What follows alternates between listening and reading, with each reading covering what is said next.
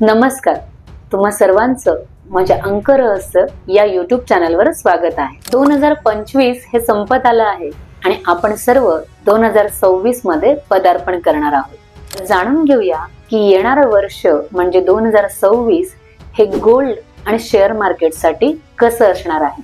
2026 ची टोटल येते 1 आणि 1 म्हणजे सूर्य, the king of all planets. सूर्य म्हणजे राजा आणि जिथे राजा एंट्री घेणार तिथे सगळ्यांची भरभराट ही होणारच.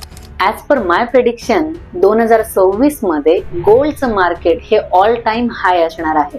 आणि फक्त गोल्ड नाही तर शेअर मार्केटमध्ये एनर्जी सेक्टर्स मधल्या इन्व्हेस्टमेंट्स आणि लक्झरी रिलेटेड ब्रँड्स देखील खूप चांगले रिटर्न्स देऊ शकतात. हे झालं शेअर मार्केट रिलेटेड.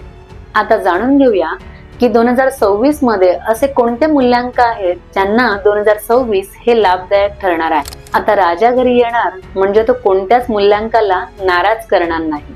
तो सर्व मूल्यांक म्हणजे नंबर 1 ते 9 या सर्वांनाच तो कमी जास्त प्रमाणात काही ना काही लाभ देणार.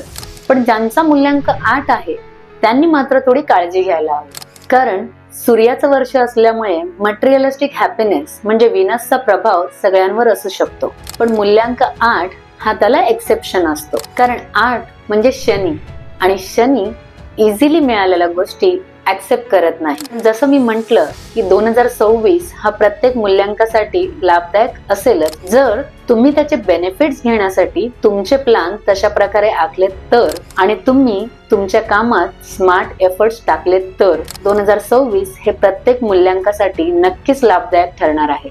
अधिक माहितीसाठी आणि न्यूमरोलॉजिकल कन्सल्टेशनसाठी दिल्या गेलेल्या नंबरवर तुम्ही व्हॉट्सअप करू शकता. धन्यवाद.